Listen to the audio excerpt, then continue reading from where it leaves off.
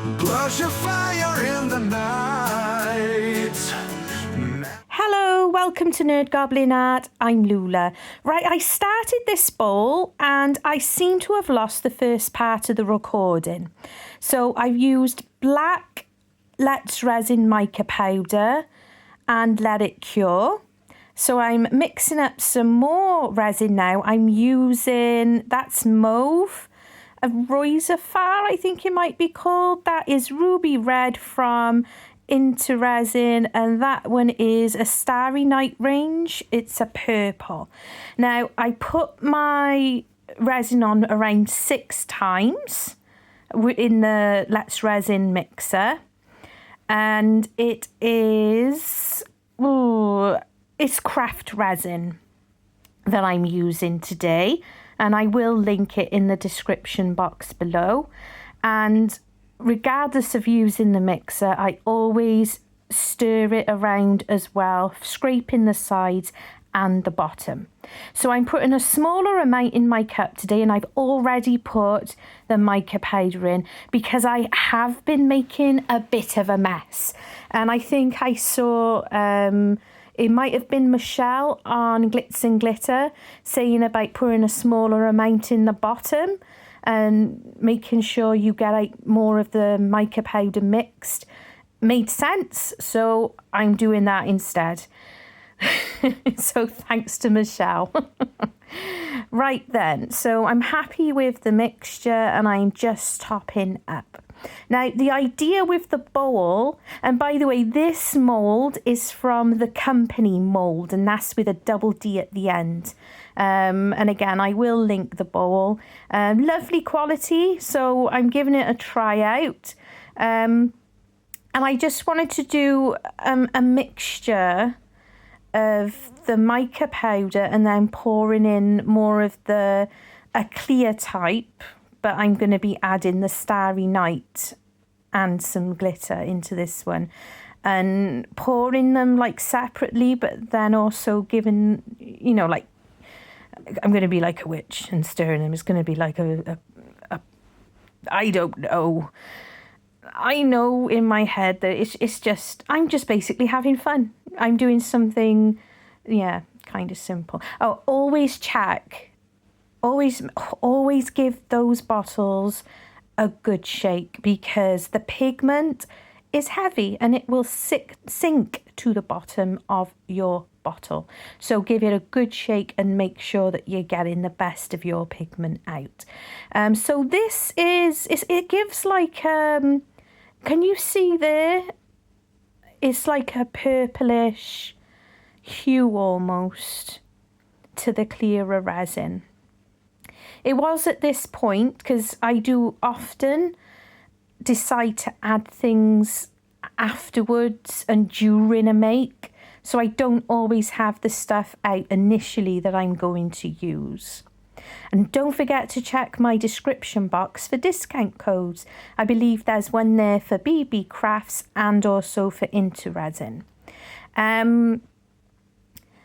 Yeah, so is it this? I'm happy with that mixture.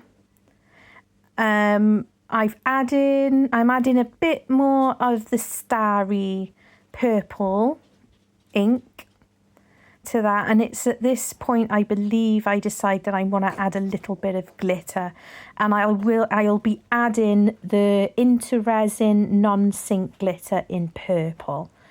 Yeah, I think it's number 7. We'll see when I put it down anyway. I didn't put a great deal in, but I wish I'd put a little bit more in. So it is pretty, isn't it? Those glitters are so pretty.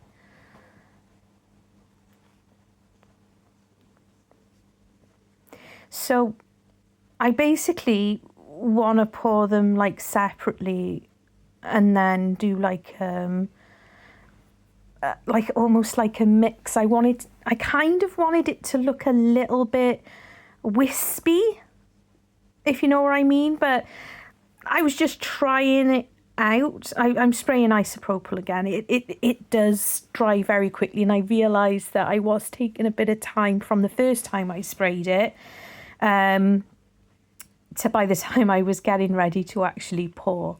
Now, I've not used this particular mica powder brand before, and I've not used the colour before.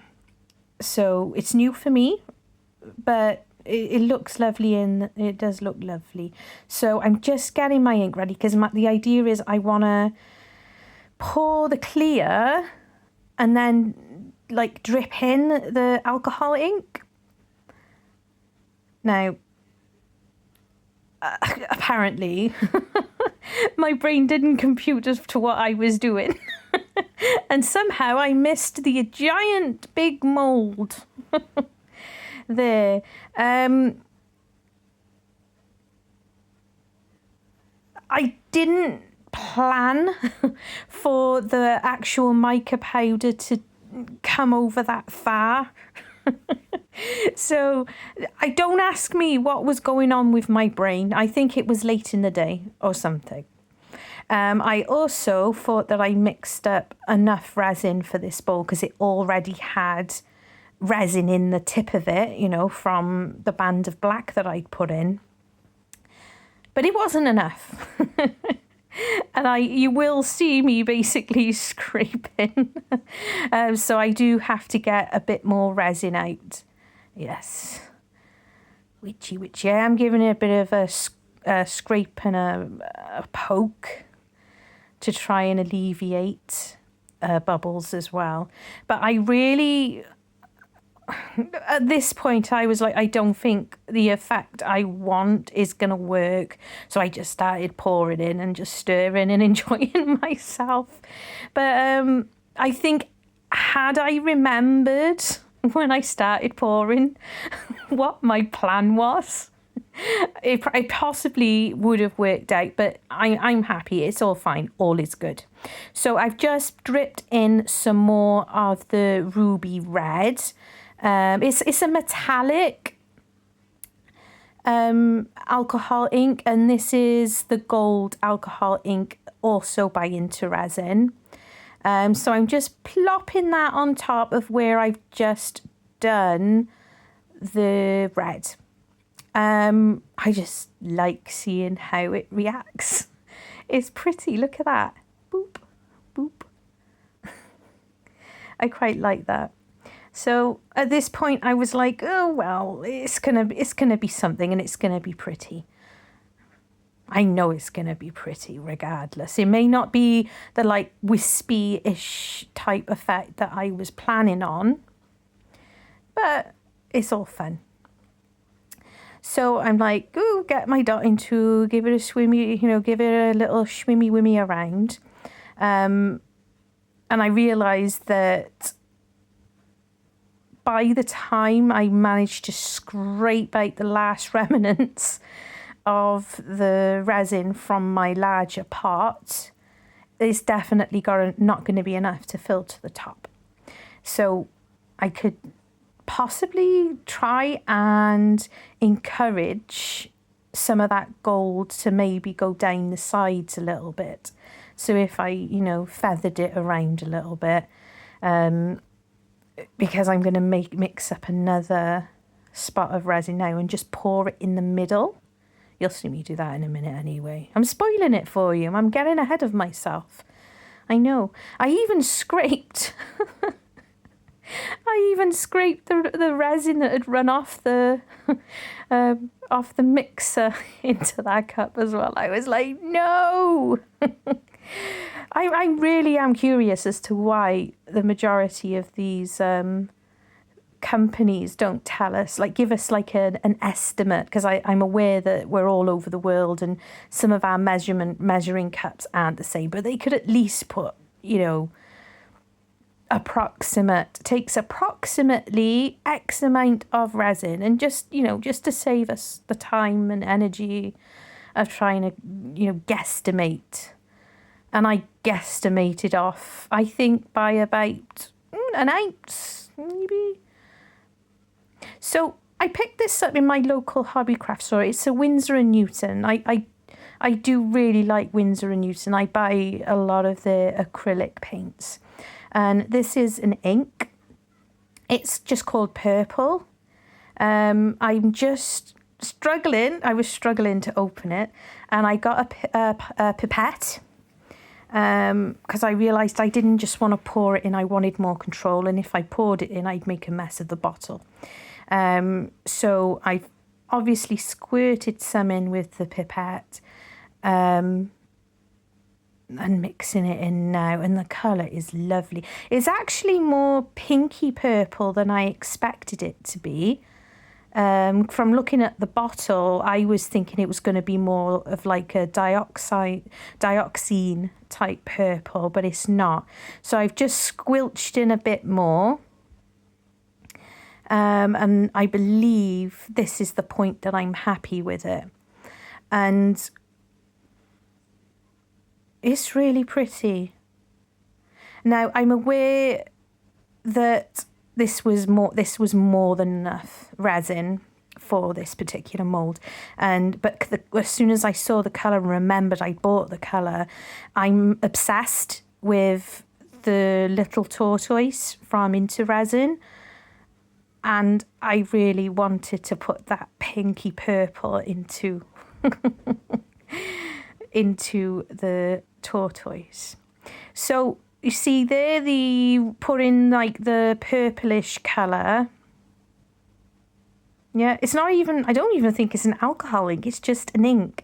We often buy these, myself and Mr. Goblin. Yeah, and this is a stirry bit. It's just all trial and error. Myself and Mr. Goblin often buy these inks to make washes. Like sepia washes and such, and dirt washes for Warhammer 40k stuff. So, and I'm so pleased I remembered suddenly that I'd put it on the shelf. So a squelch of isopropyl alcohol, and I am doing my best to try and encourage any any bubbles. Apparently there's no angry way to say bubbles, but I disagree. I think resin people can say bubbles. Bubbles in an angry fashion. I reckon we can. So this is the following day, and there's my bowl and there's my couple of extras. So you'll see why I was absolutely, oh, look at him. I am obsessed. I got so many of these tortoises. I just love them. I think they're the sweetest, cutest little things ever. I love doing this little cat and little dog mould when I have a bit of extra, because when people order things from me, I do a lot of turning them into like little brooches and stuff, and just as a little extra as a thank you, I like to pop them in. And that's just dependent when I might do something or a key ring thing with it. So this is early morning. Light is lovely. I don't have nails. I did attempt to when I first came down to it in the morning, and I was like, I can't get my nails in there, and I even struggled to find a spot. I definitely slightly a little bit over poured, just a titchy witchy little bit. Only tiny. You'll see it anyway. And I have trimmed it. I didn't trim it on camera. I'm too busy concentrating having it close to me to do so safely. I don't yet have a deburring tool. I keep meaning to order one and I haven't yet. So I tend to just use my craft knife, and I prefer doing it off camera more or less, just because of my own safety, because I am clumsy. I am a liability onto myself, and you know, I shouldn't be in charge of things like knives and stuff. More, no less showing people on a camera. Right then, are we ready? Yeah, we know, Lou. Thanks. Ta-da! Now I love it. I think it's really, really pretty, and it's different to anything I've made before. And I just think it's really pretty. I like making pretty things. I love the black top as well. And I like that there's some cleary spots. You can see it really clear from the inside, but on the outside. And look, woohoo, you can see my fingers. You can even see me with my hair not brushed properly. There. Yes, that's the goblin. So yeah, really, I'm happy. I like it. I think it's just nice and different. And I've not done it before like this, so I like it very much. I do really love that purple with the mauve. So yes, I got a bunch of little mica bubbles, micro bubbles at the bottom. Look at the gold. None of the gold made it down the side.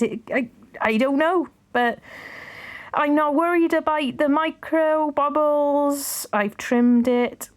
Thank you for watching. Love you and stay weird. In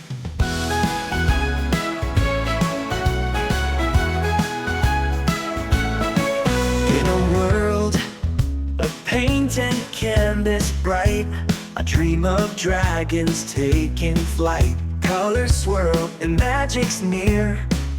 I'm an artist feeling no fear.